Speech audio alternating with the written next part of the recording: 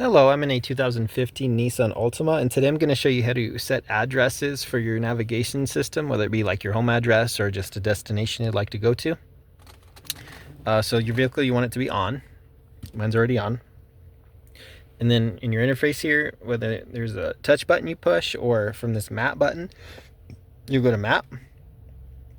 And then from here, you'll go to options.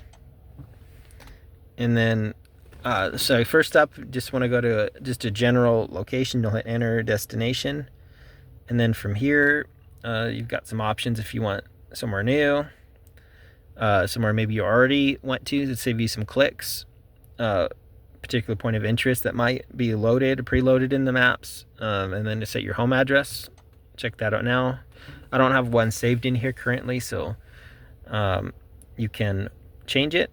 And if you do have one saved already, there'll also be an option where you can still change it here. So you go change, and then from here, type in whichever digits make sense. Streets, etc., cities.